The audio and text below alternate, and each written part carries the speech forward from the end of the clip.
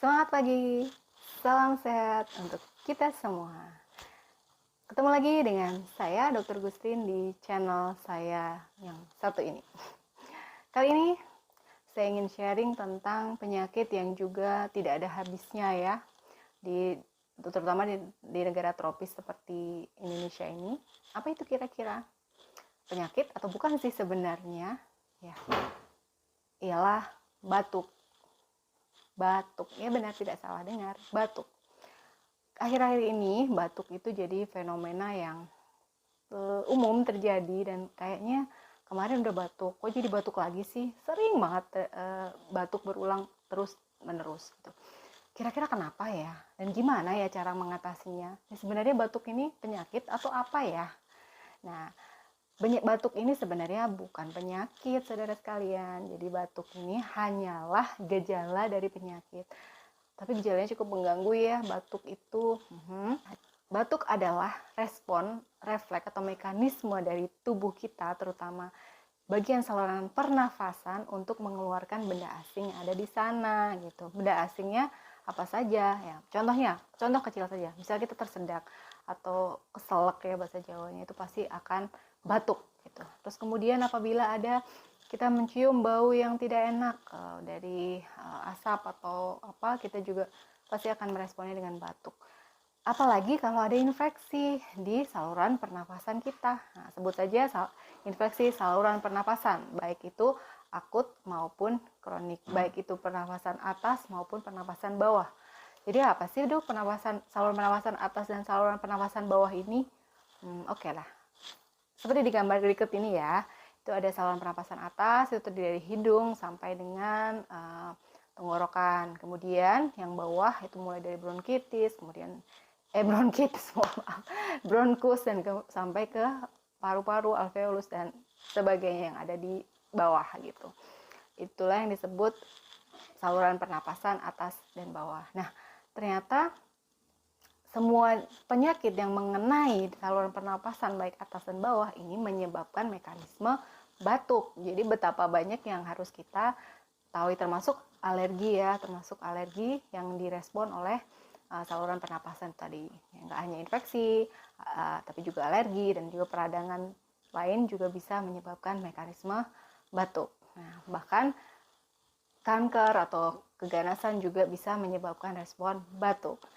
Kadang juga ada HCl atau asam lambung yang naik ke kerongkongan dan terespon oleh saluran pernapasan. Bisa jadi karena katupnya kurang baik, jadi kena lah tuh asam lambung ini mengiritasi, kita juga batuk ya. Intinya ya itu tadi, satu hal utama yaitu adalah mekanisme saluran pernapasan untuk menyingkirkan, untuk mengeliminasi atau mengeluarkan benda asing yang mengganggu di saluran pernapasan. Oke, cukup jelas ya. Nah, sekarang yang kita pertanyakan, kenapa batuk sekarang kok bisa berulang? Kenapa kok kita bisa kena batuk, infeksi saluran pernapasan sih lebih tepatnya, infeksi saluran pernapasan yang menyebabkan salah satu gejalanya adalah batuk itu berulang gitu. Kenapa? Ya, itu yang selalu jadi pertanyaan kita semua. Dan kemudian gimana ya biar nggak kena batuk lagi gitu. Baik, saya coba ulas satu persatu. Duduk dengan manis. Tarik nafas dan kita mulai. Ya, yang pertama, kenapa? Ini saya coba menganalisis dari analisis saya ya. Yang pertama adalah kita tahu bahwa waktu pandemi COVID kemarin terjadi di awal 2020 ya, itu otomatis kita khawatir ya dengan COVID dan ada pembatasan sehingga kita tidak pernah atau jarang berkontak dengan yang lain. Padahal pra-COVID atau sebelum ada pandemi COVID, ini batuk ini, infeksi saluran pernapasan ini udah kerap banget terjadi di negara kita gitu, karena memang ya namanya negara tropis dengan perubahan suhu yang ekstrim ya, dibilang ekstrim. Nah, sekarang apalagi dengan masalah iklim ini, perubahan suhu juga amat sangat terjadi ekstrim. Bisa jadi panas tiba-tiba dingin, dari basah tiba-tiba kering, seperti itu. Yang dulu juga sering kita temui infeksi saluran pernapasan ini pada kasus kebakaran hutan yang sering terjadi. Nah, sekarang juga alhamdulillah sudah berkurang ya. Dulu memang kejadian infeksi saluran pernapasan itu ratingnya tinggi ya, kejadian infeksi top 10 lah ya, dia yang paling sering terjadi di Indonesia. Nah, setelah ada COVID, itu semua orang kalau batuk takutnya pasti COVID. Dan qadarullah memang jarang banget terjadi flu atau batuk, segala macam penyakit infeksi saluran pernapasan dengan gejala batuk. Itu memang jarang sekali, karena memang ada pembatasan gitu. Kalau dalam analisis saya, memang karena ada pembatasan, jadi ya udah, kita jarang kontak dengan orang, tidak ada penularan yang berlebih gitu, tidak ada expose dari zat agen infeksius yang berlebih gitu, kecuali yang saat itu dikhawatirkan adalah COVID. Kemudian 2021 mulai hybrid ya, mulai ada mulai sekolah kerja itu udah mulai masuk sebagian, dan kemudian di 2022 ini nih qadarullah tiba-tiba masuk blek semuanya. Semua pembatasan tidak ada, dari yang skala 1, 2, 3 tiba-tiba 0, semua tidak ada pembatasan ya. Jadi kalau dalam analisis saya ini, kita mulai berjuang kembali nih melawan kuman-kuman yang dulunya sebenarnya biasa ada ya, seperti virus-virus RSV atau respiratory virus ya, yang kemudian ada bakteri-bakteri yang biasa menyerang juga di situ. Dan kita sebelumnya tuh ya udah, kalau sakit batuk, ispa, radang tenggorok atau faringitis ya begitu-begitu aja. Tapi sekarang jadi seolah-olah sebagai kayak penyakit baru ya, karena kita mulai beradaptasi lagi dengan virus-virus itu. Nah, itulah kalau kita amati lagi dari awal yang mulai Juli, itu mulai ada pingpong fenomen atau pingpong ya, seperti kita main bola pingpongnya dari A ke B, A, C, gini terus sakit yang nggak ada hentinya. Nah, itu namanya pingpong fenomen, seperti kita main bola pingpong, bolak-balik gitu. Kalau kita lihat lagi, kita amati lagi, saat pertama terjadi awalnya demam, kemudian gejalanya berat, lama-lama tubuh kita tuh menyesuaikan nih, tiba-tiba aja batuk gitu tanpa adanya demam atau gejala lain. Kalaupun memang ada demam, radang tenggorokan dan sebagainya, itu kayak udah biasa sih ya, kemarin juga gini, tapi kok gini-gini terus gitu ya. Jangan khawatir, sebenarnya ini adalah mekanisme tubuh juga untuk belajar lagi tahapan-tahapannya, mengingat kembali tentang virus-virus itu, bakteri yang biasa menyerang saluran pernapasan, dan dia juga mulai menguatkan diri dengan penguatan daya tahan tubuh gitu. Jadi di sini bisa dibilang kuncinya apa? Ya, kuncinya mengatasi adalah dengan meningkatkan atau menaikkan daya tahan tubuh kita gitu. Oke, jadi pertanyaannya kemudian adalah bagaimana sih dok cara mencegah infeksi ini gitu ya. Kalau memang kata kuncinya adalah peningkatan daya tahan tubuh sehingga bisa mengurangi infeksi, terutama virus ya, itu ya jelas kita harus meningkatkan daya tahan tubuh kita dong. Dengan cara apa dok ya? Yang pertama dan utama adalah mengatur asupan nutrisi atau makanan yang memadai bagi tubuh kita. Jadi akan terus saya ulang-ulang ya, mungkin di setiap konten, mengingatkan saya sendiri juga untuk selalu memberikan nutrisi yang seimbang baik bagi diri maupun keluarga. Yang pertama, asupan karbohidrat yang cukup, protein, vitamin, mineral, lemak, dan air itu harus memadai. Jangan lupa juga membatasi diri dari makanan-makanan kemasan, terutama yang berbahan pengawet, ada kandungan penguat rasa yang berlebih ya, dengan zat pewarna yang berlebih ya. Selain itu juga membahayakan saluran napas kita, juga seperti yang sudah saya bahas kemarin di konten yang gangguan ginjal akut ya, itu juga bisa membahayakan ginjal kita, dan banyak hal lagi yang membahayakan dari makanan-makanan kemasan yang dimakan berlebihan ya. Ada baiknya pula kita mengonsumsi penambah daya tahan tubuh seperti yang mengandung echinacea. Baik, kemudian selanjutnya hal yang bisa kita lakukan adalah mengatur stamina kita ya, dengan mengurangi stres fisik maupun psikisnya. Maksudnya apa dok? Saya nggak stres nih dok, saya nggak stres. Oke.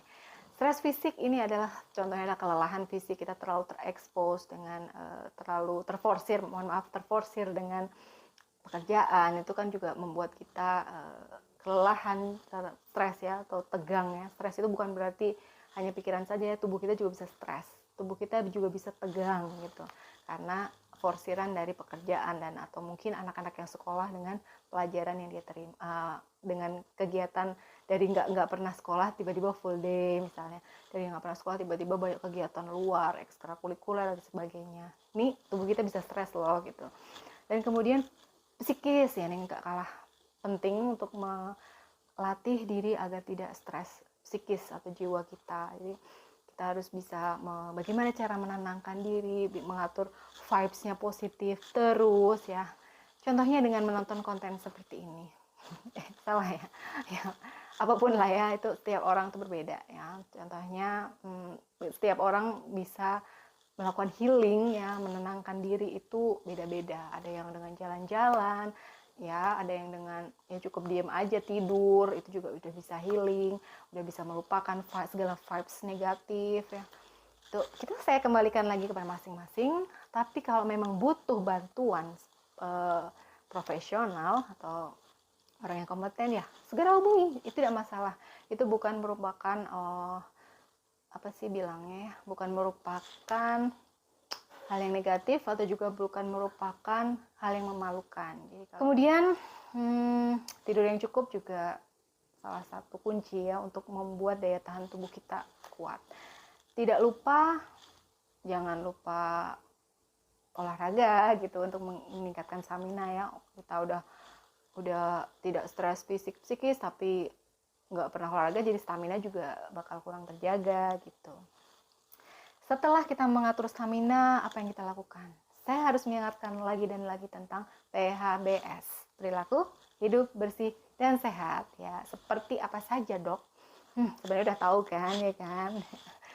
Ya tentu saja semua orang akrab dengan ini. Itu mencuci tangan dengan sabun dan air mengalir, menghindari pajanan asap rokok, kemudian pakai masker. Ya kita belum bebas loh dari COVID, jadi tetap gunakan masker di kerumunan terutama. Terus terakhir adalah melakukan vaksinasi baik influenza, COVID dan lain sebagainya yang dianjurkan untuk menghindari reinfeksi dari virus. Selanjutnya, kalau sudah batuk, kalau ini udah kejadian nih batuk nih, apa yang harus kita lakukan gitu? Masa juga diem aja dok? Namanya kalau walaupun infeksi virus itu self-limited disease atau karena perjuangan daya tahan tubuh kita, tentara-tentara leukosit dalam tubuh kita yang berperang, kita pasrah aja tuh harus gimana nih dok? Nah, oke.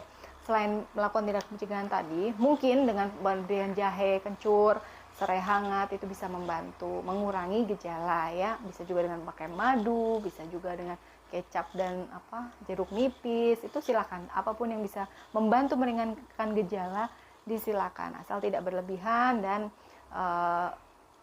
tidak menimbulkan efek samping bagi kita gitu ya.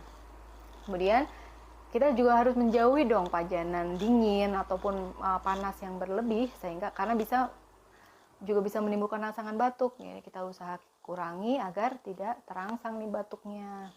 Terus apabila sangat mengganggu nih batuknya, saya bisa minum obat apa dok gitu.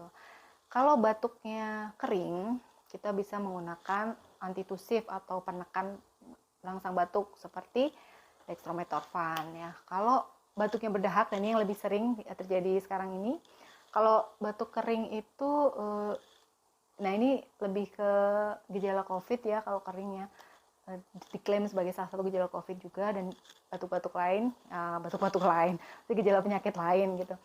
Tapi kalau yang infeksi ini ya, infeksi virus maupun bakteri ini rata-rata ini pasti berdahak gitu. Yang non COVID pun juga bisa sih berdahak, cuman minimal. Nah, kalau berdahak ini gimana sih dok? Nah, biasanya kan yang batuk berdahak yang grok-grok gitu ya, suaranya grok-grok, kan kita mengeluarkan dahak yang warnanya macam-macam. Kadang kita bisa menyimpulkan kalau jernih putih itu berarti hidrasi baik dan rata-rata karena virus. Kemudian kalau dia warnanya kuning itu pekat, berarti kita kurang hidrasi, kurang minum air ya. Kemudian kalau yang udah hijau itu biasanya karena ada kontaminan bakteri ya, karena memang bakteri ini suka banget sama tempat-tempat yang lagi diinfeksi. Dia sering menimbulkan infeksi sekunder atau infeksi ikutan. Maka kita harus mewaspadai juga. Nih dahaknya nih warnanya apa nih? Kalau memang murni putih, biasanya memang benar-benar virus. Tapi kalau udah berubah warnanya, ini jangan-jangan nih udah ada infeksi bakteri. Jadi kita perlu melakukan pemeriksaan ke dokter.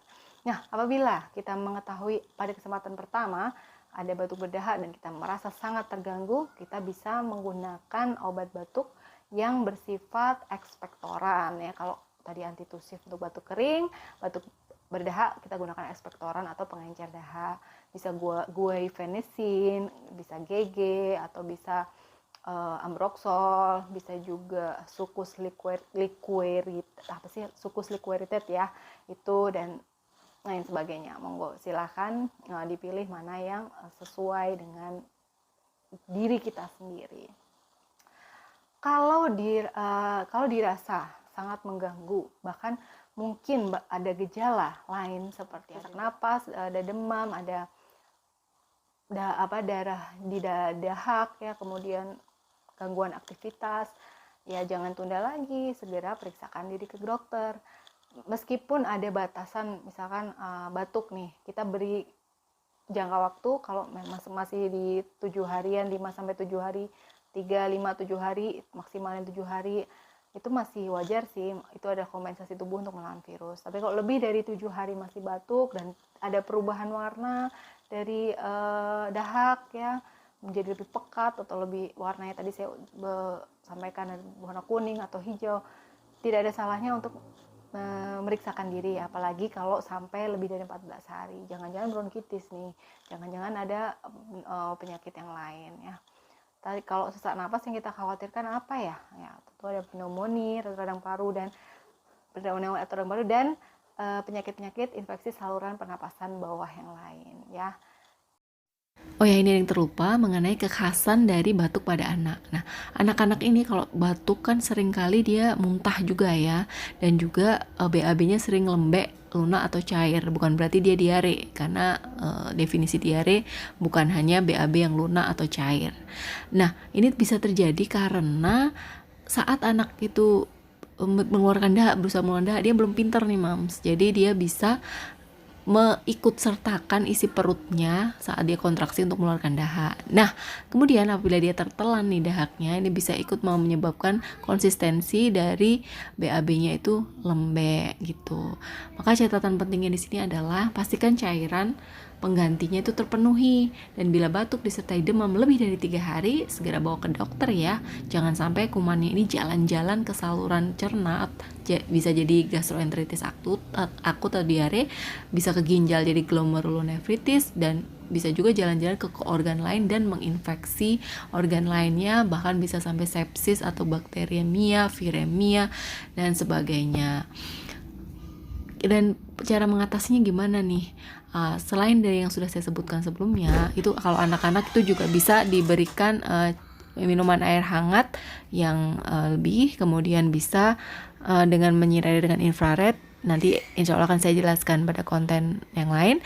Kemudian bisa juga dengan memberikannya uap NaCl dalam nebulizer atau uap air hangat biasa. Nanti ilustrasi nebulizer anak bisa saya sertakan di video berikut.